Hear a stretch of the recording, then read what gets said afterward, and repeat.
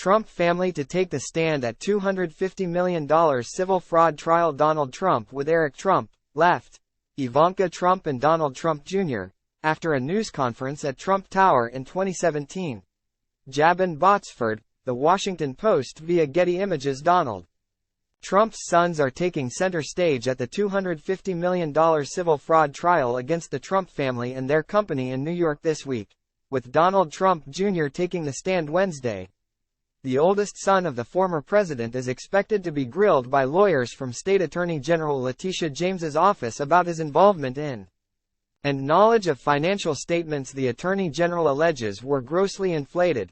He'll be followed by his brother Eric Trump, who is expected to testify late Wednesday or Thursday, with their father, the former president, taking the stand on Monday. His testimony will be followed by his daughter Ivanka Trump's.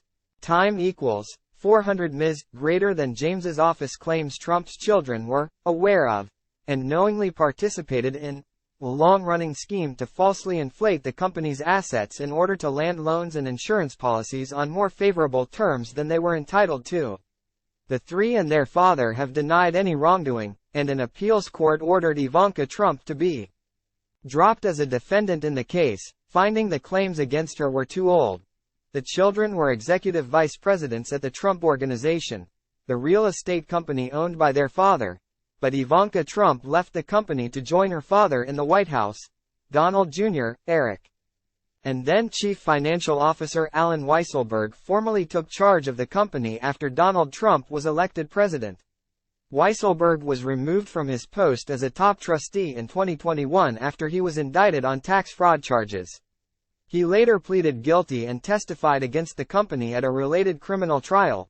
Donald Trump Jr.'s testimony is expected to focus on his involvement with the company's statements of financial condition, documents the company shared with banks and insurers that the Attorney General alleges wildly overvalued their assets and properties.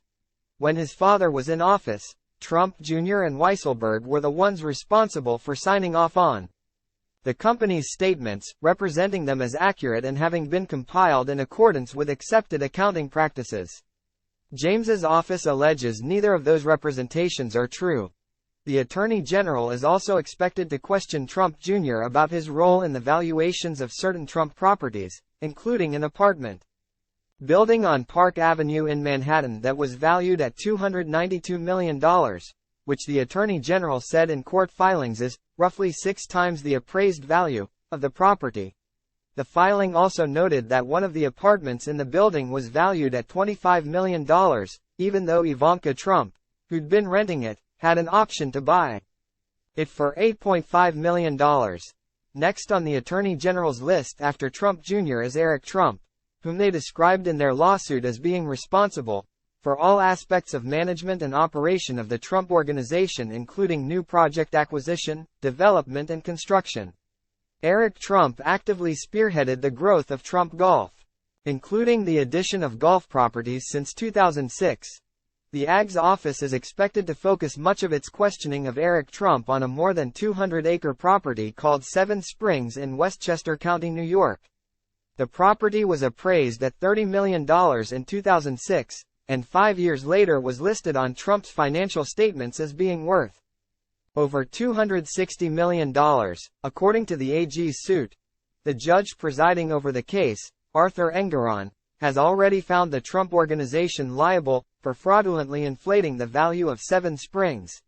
At his deposition in the case in March, Eric Trump described the property as the Mar-a-Lago of the North. It's one of the incredible houses you've ever seen. He said that although he was involved with the property and others that are the subject of the Attorney General's investigation, he didn't remember details of individual transactions because they happened years ago and he, his brother and his father had other things on their plate. Time equals 400 Ms. greater than, I'm not focusing on every single detail, he said, adding later that, I'm flying at 30,000 feet on this project. I mean, I'm going around the world doing licensing deals. We're acquiring golf courses. We're doing a million other things. We're managing hotels. We're opening hotels in this period of time. I'm not studying every condition for a property, he said. Ivanka Trump was originally scheduled to testify in the case Friday, but her appearance has been pushed back until next week because of a prior commitment, a Trump lawyer said in court Monday. James's office is expected to ask her about her Park Avenue apartment as well as various loans she helped negotiate for the company. Her testimony will come after her father, who's scheduled to testify on Monday. In his deposition, Eric Trump said his father had been the longtime head of the company, and acknowledged that while he's no longer running the day-to-day operations, if there was something his father wanted done, Eric and Donald Trump Jr. would most likely do it. Well, at the end of the day, my father is the owner of the company. So I think any owner of the company is always at the top of the pyramid. Eric Trump testified about his father's role prior to becoming president.